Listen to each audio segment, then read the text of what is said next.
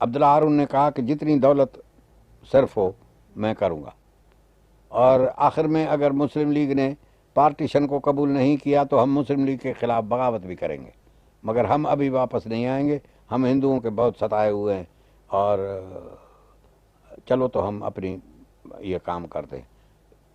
اب میں سندھ کا سیکریٹری بھی مسلم لیگ کا، کراچی کانفرنس کا بھی general secretary, foreign relations committee کا بھی میں جنرل سیکریٹری، مسلم لیگ کے کونسل کا بھی میں ممبر آل انڈیا کا، اور تو یہ مختلف جتنی کی پوزیشنز تھیں وہ مجھے حاصل ہو گئی۔ اب میری بھی جوانی تھی، اب شاید اتنا کام نہ کر سکوں، اب بوڑھا ہو گیا ہوں، مگر اس زمانے میں جوانی تھی اور ایک اندر میں جلن تھی، وہ جو ہندوؤں پہ خلاف غصہ تھا وہ محرک تھا ان ساری چیزوں کو، کہ رات دن ہم نے ایک کر دی، زندگی موت کا پرواہ نہیں کی، حتیٰ کہ اس سلسلے میں میں نے اپنے کو، مجھے یوسف ہارون ایک مرتبہ میں بیمار ہو گیا اور مجھے لاہور میں بین الصوبائی ڈیلیگیشنز پاکستان کے لیے بھیجنے تھے، تیار کرنے تھے، تو جب مجھے وہاں جانا پڑا تو مجھے اسٹریچر پہ لے گئے لاہور،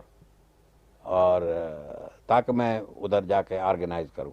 ہم نے وہ آرگنائز اس طرح کیے کہ ہم مسلم مینارٹی پراونسز کے ڈیلیگیٹس میجارٹی پراونسز میں بھیجے، تاکہ وہ آ کے بتائیں یہاں کہ جن پراونسز میں مسلمان مینارٹی میں ہیں وہاں ہندوؤں نے، کانگریس کی گورنمنٹس نے کیا کیا مظالم ڈھائے ہیں مسلمانوں پہ۔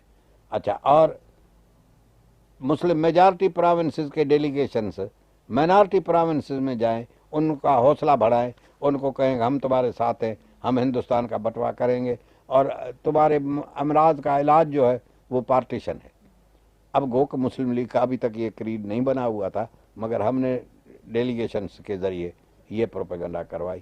یہ ڈیلیگیشن مختلف صوبوں کے گئے اور دورے ہوتے رہے انڈیا میں، مینارٹی پراونسز میں بھی، میجارٹی پراونسز میں بھی، یہ ہلڑ بازی ہوتی رہی۔ اب اتنی فضا تیار ہو گئی 2-4 مہینے کے اندر کہ جناح صاحب نے، خدا ان پر رحمت کرے، اسماعیلیہ کالج اندھیری بامبے کے اسٹوڈنٹس کو ایڈریس کرتے ہوئے پہلی بار پارٹیشن کا ذکر کیا، اور ہمارے لیے تو عید ہو گئی کہ اب قائد اعظم کے منہ سے یہ بات نکلی ہے، اب تو کام بنے گا۔ ہم بہت خوش ہوئے اور زور سے کام کرنا شروع کیا۔ ہم نے یہ سوچا کہ پنجاب کی شمولیت بہت ضروری ہے پارٹیشن کے مسئلے میں، کیونکہ انگریز پنجاب کی بات بہت سنتا تھا، اس نے پچھلی عالمی یہ جو لڑائی آنے والی تھی اس میں بھی اس کو آسرا تھا کہ پنجاب ان کا مدد، آرمی میں پنجابی تھے تو، اور پنجاب انگریز کا بہت ایک فیورٹ صوبہ تھا، تو اس کے بغیر، اور سکندر حیات بھی اللہ ان پہ رحمت کرے، اس نے بھی مسلم لیگ سے علیحدہ کرنے کا تہیہ کیا ہوا تھا، اور جناح سکندر پیکٹ ہو چکا تھا۔ تو ہم نے یہ طے کیا کہ، مگر ایک بات تھی کہ پنجاب میں مسلم لیگ کی ڈائریکٹ پروپیگنڈا یا کوئی آرگنائزیشن تب تک نہیں ہو سکی تھی۔ وہ غالباً نہیں چاہتے تھے کہ اس حد تک مسلم لیگ خود پنجاب کے آنتوں میں گھس جائے کہ وہ جو یونینسٹ پارٹی سکندر کے قیادت میں اس وقت حکومت پر فائز تھی وہ بھی مجبور ہو جائے، اور وہ بھی مسلم لیگ کے سامنے جو اس کو جھکنا پڑے۔ لہذا وہ کچھ اس طرح چلتے تھے کہ مسلم لیگ میں تھے بھی اور نہیں بھی تھے، اس لحاظ سے کہ کوئی آرگنائزیشن نہیں کرتے تھے، نام کی آرگنائزیشن بنا رکھی تھی، اور جس کے وہی یونینسٹ کے ممبر تھے وہ، مگر وہ نہ تو جاتے تھے کہیں، نہ تو کوئی میٹنگ کرتے تھے، نہ تو کوئی آرگنائز کرتے تھے، نہ ممبرشپ تھی، کچھ نہیں تھا، بالکل کام نہیں تھا۔ تو فیصلہ ہوا کہ میں جا کے اور لاہور میں بیٹھوں اور مسلم لیگ کی سیشن بلانے کا بندوبست کروں، کہ اینیول سیشن مسلم لیگ کی جو ہو اگلے سال، وہ 1940 میں، وہ لاہور میں ہو۔ تو مجھے عبداللہ ہارون نے بوریا بستر بندھوا کے مجھے بولا تم لاہور میں جا کے ٹھہرو اور یہ کام جو ہے اور یہ کرو، مسلم لیگ کو بھی آرگنائز کرو، اور سیشن کے لیے بھی اہتمام کرو، تو پھر ہم جناح صاحب کو دعوت بھیجیں گے اور اس کو مشورہ کریں۔ اب جناح کے پیپرز میں جو آرکائیوز میں ہیں، میرے یہ خطوط ملیں گے جو میں نے جناح صاحب کو لکھے ہیں لاہور میں جانے کے بعد کہ میں یہ کر رہا ہوں، وہ کر رہا ہوں، وغیرہ وغیرہ۔ بہرحال میں جا کے لاہور میں تقریباً جہاں تک مجھے یاد ہے جولائی 1939 میں میں جا کے پہنچا ادھر بیٹھا، اور وہی مکان کرائے پہ لیا جس میں بعد میں مرحوم مودودی صاحب علیہ رحمت ان نے اپنا فارن آفس کھولا تھا۔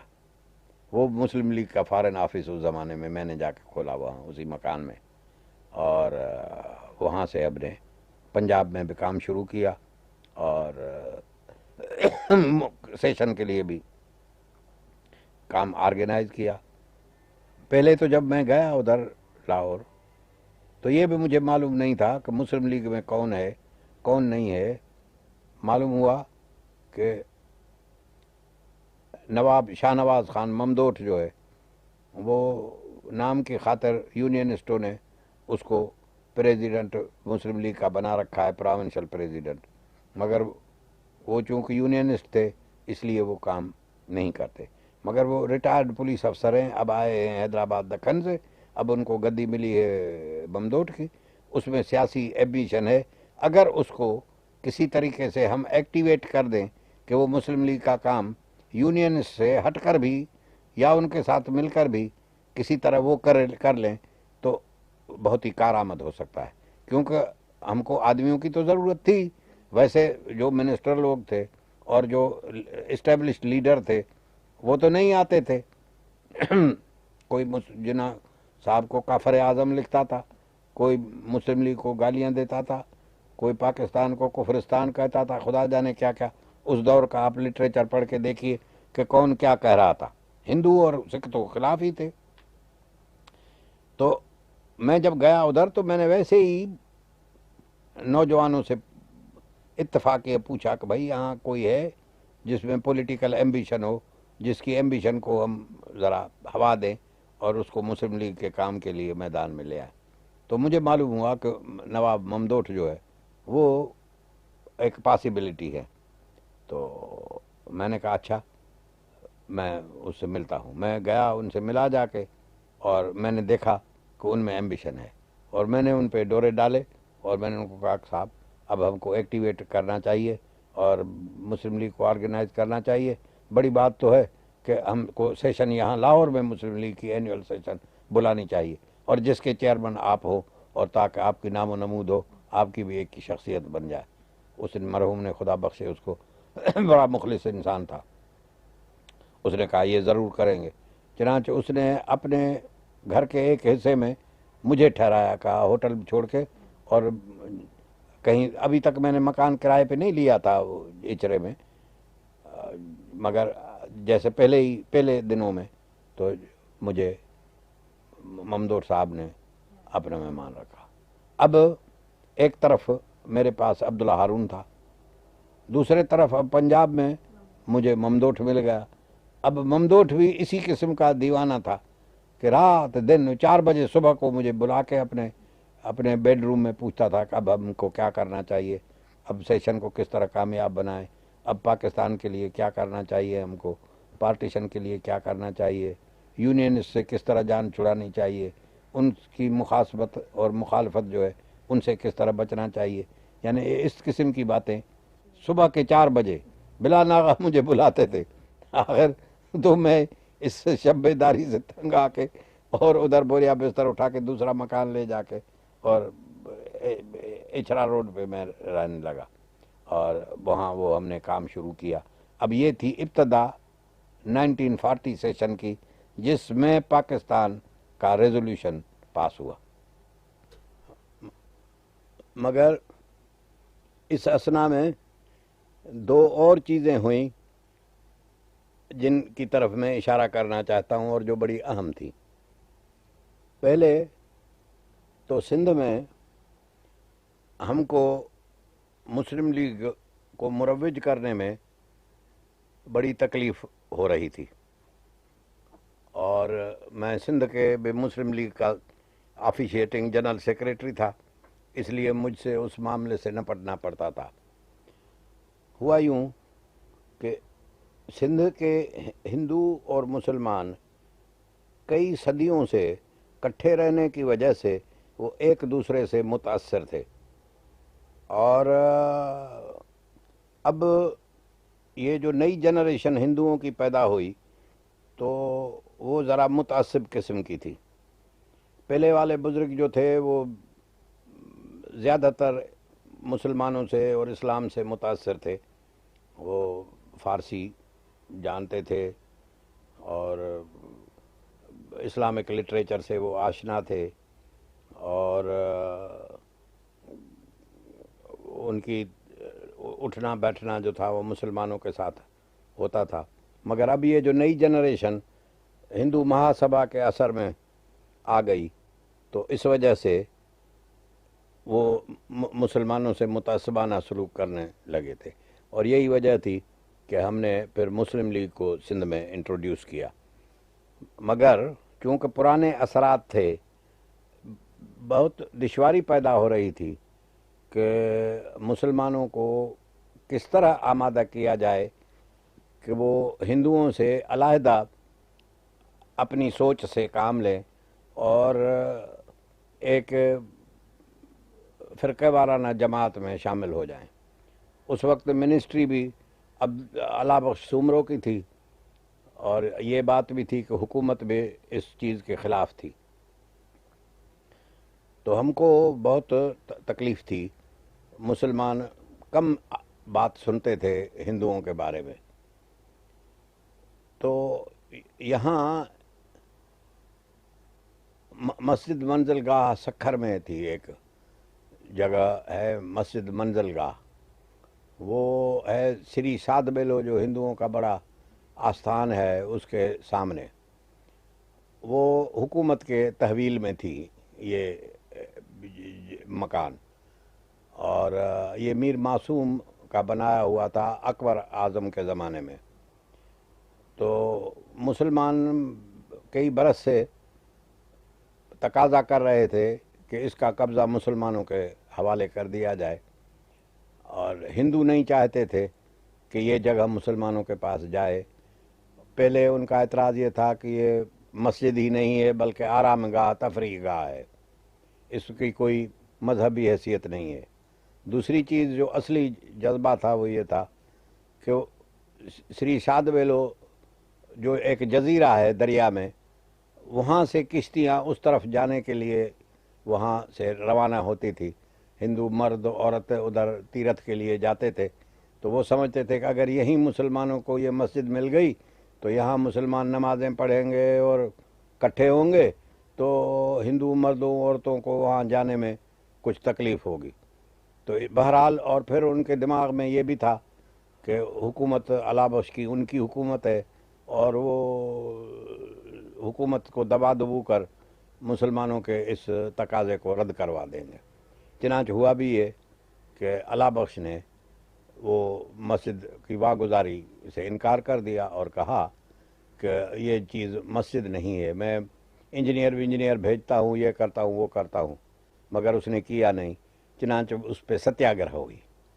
مسلم لیگ کے نام سے ہم لوگوں نے ستیاگرہ کا انتظام کیا، اور اس کے ریسٹوریشن کمیٹی ایک بنائی گئی، اس میں ہم سب ممبر تھے، اور مسلم لیگ کے نام سے ہم نے ایجیٹیشن شروع کیا، اور آخر اکتوبر 39 میں وہاں اس پہ ستیاگرہ ہوئی۔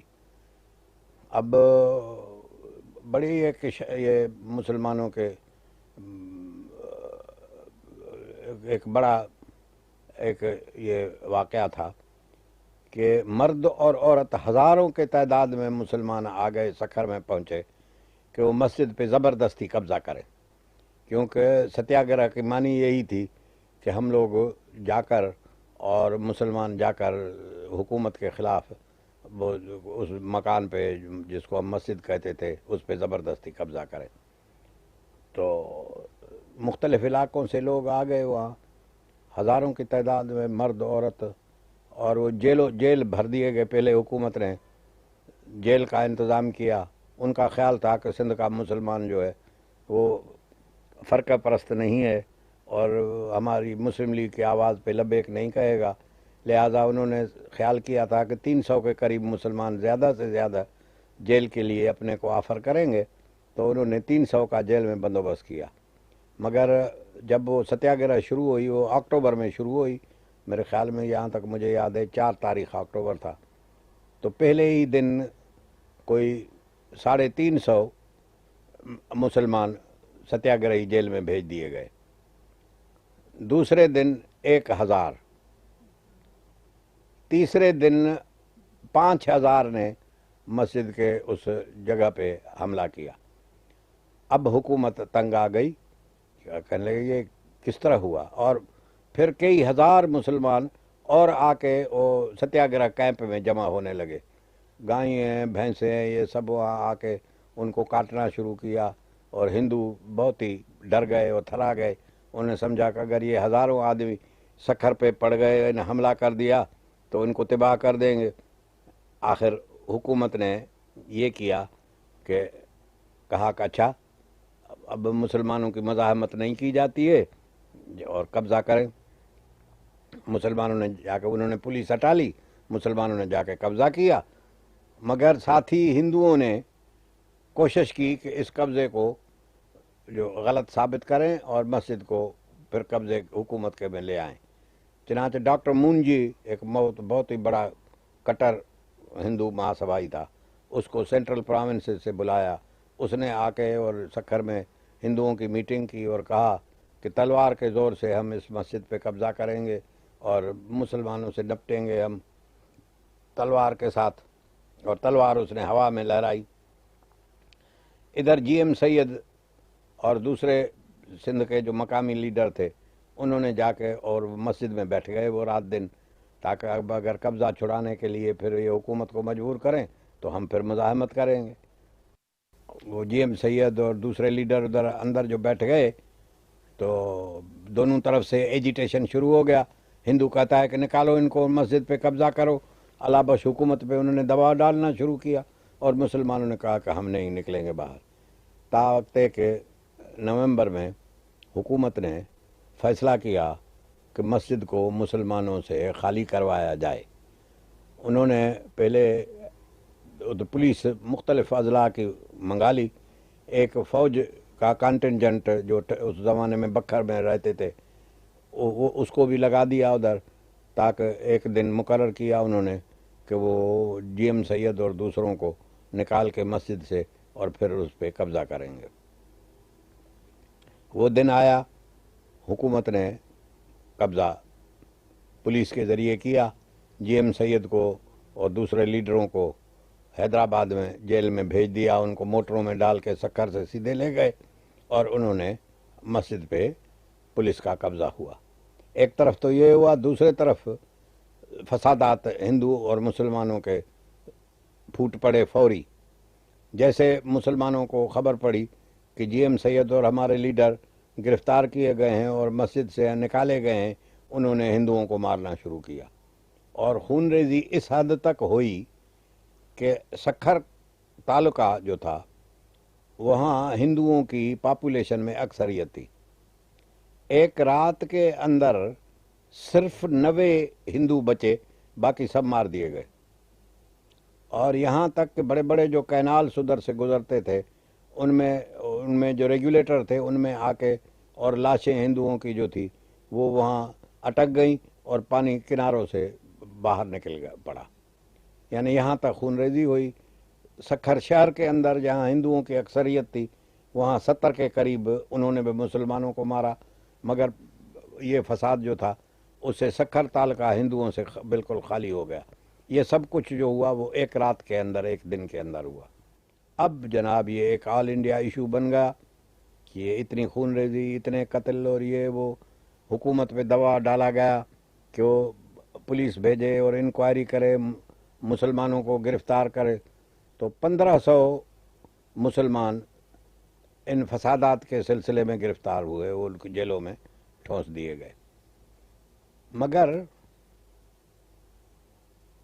ہندوؤں اتنے خائف ہو گئے کہ انہوں نے اللہ بخش کی منسٹری کو نکال کے اور مسلم لیگ کے نام سے میر بند علی کی چیف منسٹرشپ کے تحت انہوں نے مسلم لیگ کی منسٹری سندھ میں قائم کرا دی. ہندو رضامند ہو گئے. انہوں نے سمجھا کہ اب سارے سندھ میں اگر کچھ تو خون ہوا تو ضرور لازماً ہندوؤں کو سخت نقصان پہنچے گا. انہوں نے سکھر کا نظارہ دیکھ لیا تھا. تو انہوں نے وہ مسلم لیگ کی منسٹری قائم کی، مگر اس سے 2 شرط کرا لی. ایک یہ کہ ایک ٹریبیونل بیٹھے گا ہائی کورٹ کے انگریز جج کے تحت، جو دیکھے گا کہ اس میں ایگریشن سبقت کس نے کی، مسلمانوں نے کی یا ہندوؤں نے کی، اور جو ثابت ہو کہ اس نے سبقت کی اس سے 2-2.5 کروڑ روپیہ جو ہندوؤں کا نقصان ہوا ہے سکھر شہر میں، وہ ان سے وہ بطور جرمانے وصول کیا جائے بطور معاوضے کے. تو ہندوؤں نے کوئی 2.5 کروڑ کی دعویٰ داخل کی. اور ایک شرط یہ تھی، دوسری یہ کہ وہی ٹریبیونل فیصلہ کرے کہ یہ جو عمارت ہے یہ مسجد ہے یا آرام گاہ ہے، تفریح گاہ ہے. تو مسلم لیگ کو مجبوراً یا کمزوری کہیے، انہوں نے ہندوؤں کی وہ بات مان لی اور ان 2 شرائط پہ ہندوؤں نے ان کو منسٹر بنا دیا. اس منسٹری میں شیخ عبد المجید، خان بہادر، محمد ایوب کھوڑو، جی ایم سید، یہ منسٹر بنے سندھ کے، اور اللہ بخش والے نکالے گئے. اب جیسے ہی منسٹری بیٹھی تو انہوں نے ٹریبیونل مقرر کیا جس کا justice Eric Weston, Sindh high court کا جو جج تھا، اس کو چیئرمین بنایا. اور انکوائری شروع ہوئی کہ یہ طے ہو جائے کہ ایگریشن مسلمانوں نے کی جس طرح ہندو کہتے ہیں یا ہندوؤں نے کی جس طرح مسلمان کہتے ہیں. اس کا فیصلہ جو ہے وہ ٹریبیونل کرے. ایک جج پہ ہوتا ٹریبیونل. اب اس میں اس زمانے میں انہی دنوں لاہور سیشن کا بھی کام کرتا تھا، مگر یہاں سندھ کے مسلم لیگ کا بھی سیکریٹری تھا، اس لیے ان واقعات میں ملوث تھا، پروپیگنڈا کرنا، دوڑنا. بلکہ میں 2 نمبر ڈکٹیٹر میں تھا ستیہ گرہ کا.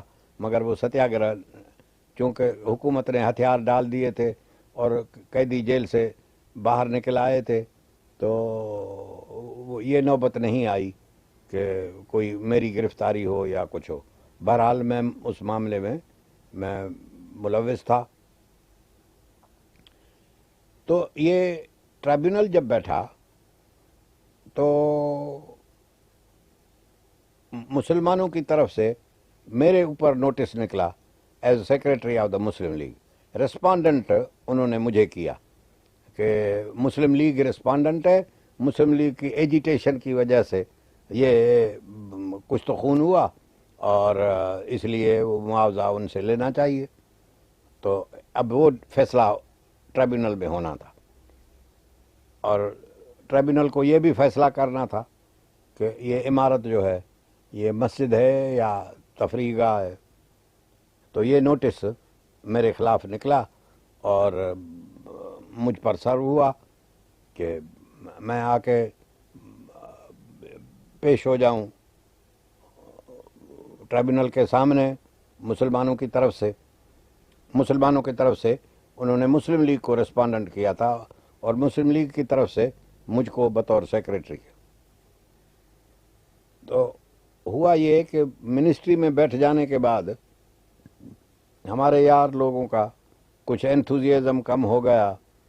انہوں نے کوئی وکیل بھی نہیں مقرر کیا کہ وہ آ کے اور اس ٹریبیونل کے سامنے مسلمانوں کی طرف سے وکالت کرے تاکہ ان کو ہر جانے سے اور اس معاوضے سے بچایا جائے اور ان کو ایگریسر ثابت نہ کیا جائے.